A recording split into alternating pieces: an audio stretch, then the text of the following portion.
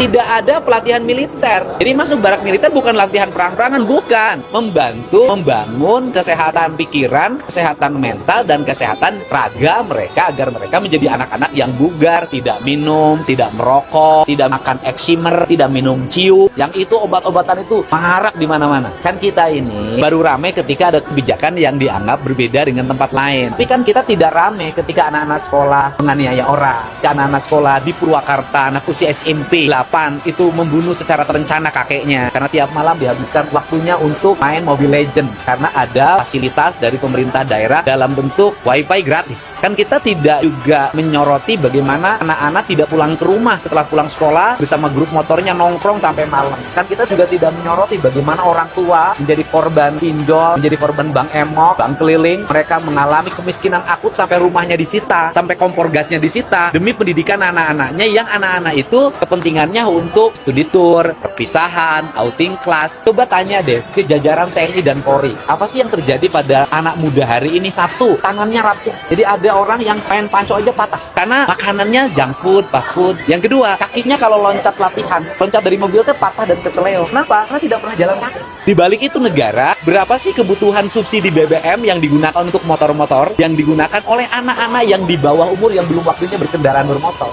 Coba hitung, saya malah akan melakukan audit itu. Kan kita tidak pernah bicara itu, bahwa ini ada dalam jangka panjang anak kita lemah, jangka panjang anak kita tidak kompetitif. Maka saya merubah paradigma itu dengan cara apa? Banyak orang tua yang hari ini tidak punya kesanggupan lagi menghadapi anak. Banyak guru yang tidak punya kesanggupan untuk menghadapi murid-muridnya. Kenapa? Dia keras dikit nanti dikriminalisasi. Kan perlu dilakukan tindakan-tindakan yang nyata, terukur dan terencana. Maka salah satu pilihannya adalah melibatkan TNI Polri menjadi bagian dari upaya pembinaan mereka. Siapa yang dibina? Mereka yang mengalami kenakalan akut yang sudah mengarah kriminal. Bagaimana cara membinanya? Ya orang tuanya nanti menyerahkan dalam bentuk surat pernyataan, mengantar ke barak TNI-nya, mengantar ke barak Polri-nya, dan mereka status pelajarnya tidak akan hilang. Mereka tetap statusnya adalah pelajar SMP A, SMA B, tetap mereka belajar sebagaimana biasa, tapi pola hidup yang dirubah. Satu, misalnya jam tidurnya harus jam 8. Kan susah tuh. Kalau di rumah nggak bisa. Dua, bangunnya harus jam 4 pagi. Tiga, begitu bangun harus mandi. Setelah mandi mereka membereskan ruang tidur mereka. Setelah itu mereka membersihkan lingkungan halamannya. Setelah itu mereka harus sarapan pagi. Setelah itu mereka pergi ke sekolah. Sore harinya nanti mereka belajar berolahraga, bersepak bola, main voli, latihan baris berbaris, push up,